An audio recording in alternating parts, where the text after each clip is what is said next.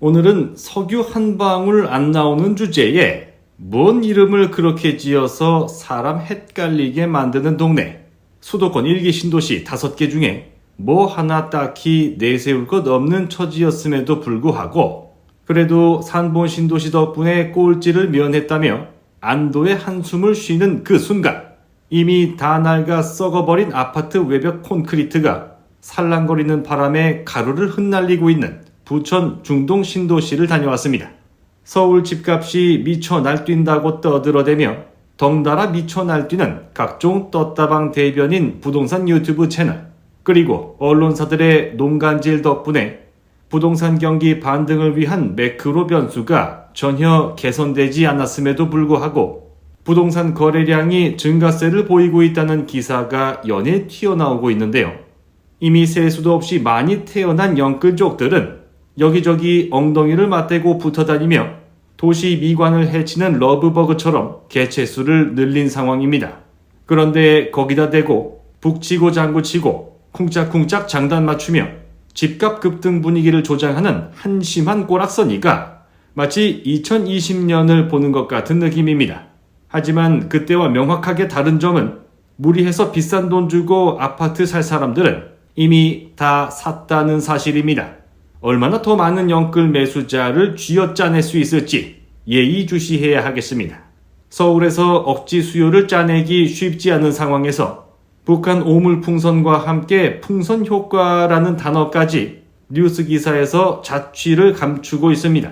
이제 곧 있으면 찾아올 삼복더위에 전국 부동산 시장이 다 얼어 돼지게 생겼는데 얼마 되지도 않는 남은 땔감을 서울에다 몰빵 쳐서 서울 상급지만 살려주고 나머지는 될 대로 되라는 못된 놈들 때문에 부천 부동산 시장 또한 고통받는 곡소리가 끊이지 않는 것으로 전해지고 있었는데요. 서울과 인천 사이에 샌드위치처럼 끼어있는 부천시의 이름은 부평에서 부, 인천에서 천을 따와서 만들어졌습니다. 쉽게 말해서 족보를 거슬러 올라가 그 태생을 따져보면 지금의 인천에서 떨어져 나온 지역이라 보는 게 타당하다는 의미인데요. 그러나 지금의 부천 사람들은 본인들이 인천광역시에 파생상품 취급을 받는 것에 대해 불쾌감을 감추지 못하고 있었습니다. 저 멀리 흙퍼와서 바다 메꾼 땅 위에 멋들어진 건물 세워놓고 고점 대비 3분의 1 토막난 송도 신도시 따위가 대장질하는 인천 주제에 여기 식구파 저기 식구파 MZ세대 조폭 깡패들 중국인들 몰려와 터잡고 사는 무서운 동네를 부천에 갖다 대고 비교를 하냐는 겁니다. 그런데 지난 5월 외국인이 보유한 국내 주택이 10만 호를 넘어섰다는 국토교통부 통계에 따르면 외국인이 가장 많은 주택을 보유한 지역이 부천시였던 것으로 나타났습니다. 한국의 주택을 소유한 외국인 중 중국인의 비중이 56%로 가장 많고 2위인 미국인보다 2.5배나 많다는 점을 고려하면 부천에 집을 구매한 중국인들의 숫자 또한 급격하게 증가하고 있다는 것을 알 수 있는데요. 이미 집값 폭등과 맞물려 찾아온 세계 최악의 저출산 국가로 변모한 대한민국. 단일민족 체계로 나라가 굴러가는 것이 불가능해진 대한민국에서 단일민족 운운하며 못 사는 나라 국민 무시하고 배척하는 태도는 이제 없어져야 할 때가 된 것 같습니다. 산유국의 꿈과 전혀 상관없는 이름으로 중동 신도시가 지어지기 전까지만 하더라도 여타 1기 신도시가 그러했듯 중동 신도시 또한 과수원과 논밭으로 이루어진 허허벌판이었습니다. 토지 수용령을 통해 수많은 땅 부자들을 만들어내고 일확천금을 손에 넣고 나니 이혼 도장 찍고 새로운 삶을 꿈꾸는 사람들도 있었는데요. 어쨌거나 중동 신도시 조성 계획이 발표되는 동시에 경인선 도시철도 중동역을 새로 지어주고 1기 신도시 중 가장 늦은 1992년 말부터 본격적인 입주를 시작합니다. 비록 1기 신도시 원탑이자 스스로 강남을 뛰어넘겠다 말하는 분당. 분당한테는 명함도 못 내미는 쭈구리 신세일지라도 일산 호수공원 간판 걸고 두 번째로 큰 규모를 자랑하는 일산. 과천의 빌부터 상급지 행세한다 쌍욕을 처먹어도 경기도 3대 학군지 타이틀을 거머쥔 평촌에 이어서 소형 평수 아파트 빼고 아무것도 없는 산본보다는 그나마 낫다는 것을 위안 삼아 나름 10억 클럽 가입에 성공하며 2군 강등 위기를 모면하는 데 성공했습니다.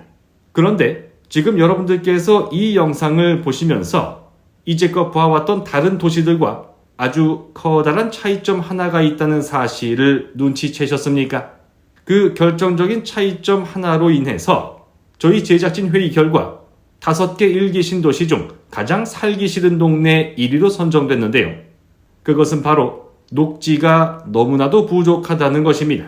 주변에 산이라고는 찾아볼 수도 없을 뿐만 아니라 탄천이나 안양천 같은 개천 하나 없습니다. 중동 신도시 조성 당시부터 상권만 우라지게 많이 박아놓다 보니까 조용하게 산책할 만한 공간이 전무하다 해도 과언이 아닌데요. 물론 사람마다 추구하는 라이프 스타일이 다르긴 합니다. 산책이고 나발이고 난 그냥 먹고 놀고 쇼핑하고 잠자고 서울만 가까우면 장땡이라 생각하면 상관이 없겠습니다만 도시 녹지 공간의 절대적 부족은 계획도시가 품어야 하는 기본 소양 중 하나가 결핍됐다는 것을 의미하기 때문에 굉장히 아쉬운 부분으로 남을 수밖에 없었습니다. 그러다 보니 지금의 주택가격 하락 국면에서도 자유롭지 못했습니다. 지금 당장 집을 사지 않으면 너는 물론이고 네 자식까지 무주택 벼락 거지라 놀림받는다며 잔뜩 겁을 줬던 2020년과 2021년 중동 신도시가 속한 부천시 원미구에서 총 3개의 10억 클럽 아파트가 등장했는데요. 가격이 미쳐 돌아 날뛰기 시작하니 최고가 기록 이후 이 돈을 주고 미쳤다고 여기 아파트를 사냐며 실수요자는 물론 투자자들의 관심 밖으로 밀려나며 가격 하락세가 이어지고 있었습니다. 그중 하나였던 아파트, 집값 거품이 극에 달해 행복한 미래가 찾아올 것을 예견했을 그곳. 부천시 원미구 상동에 위치한 행복한 금호 어울림 아파트 전용 면적 84제곱미터는 2021년 10월 무려 10억 7,500만 원이라는 전무후무한 최고 가격을 기록하게 되는데 그로부터 4년이 채 지나지 않은 2025년 5월 7억 7,500만 원으로 27.9% 하락. 3억이 떨어지고 나서야 매수하는 사람이 등장했습니다.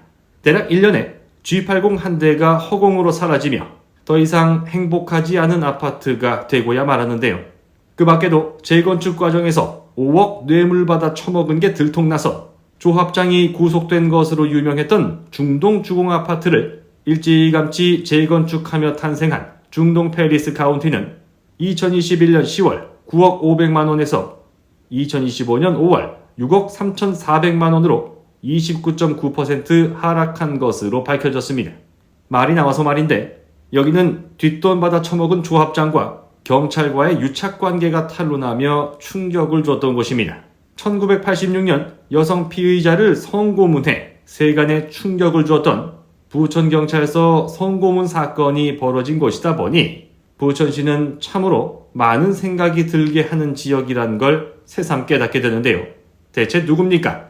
이미 용적률 200%를 넘겨 재건축은 꿈도 꾸기 어려운 중동 신도시 아파트를 사두면 머지않아 새 아파트로 돌려받을 거라 입방정 떨어가며 더러운 혓바닥 굴려대던 암세포 같은 존재들 다 썩어서 한 달에 한 번 녹물 필터 갈아 껴야 되는 썩다리 구축 아파트 영끌하게 만든 K빌라, K쓰레기들 싹 다 잡아다가 재건축 철거 비용 아끼기 위해 뿅망치 하나 던져주고 하루에 한 층씩 못 가보수면 오한마로 정수리 내리쳐 뚝배기 박살내는 그날까지 이나막TV와 함께 해주시기 바랍니다.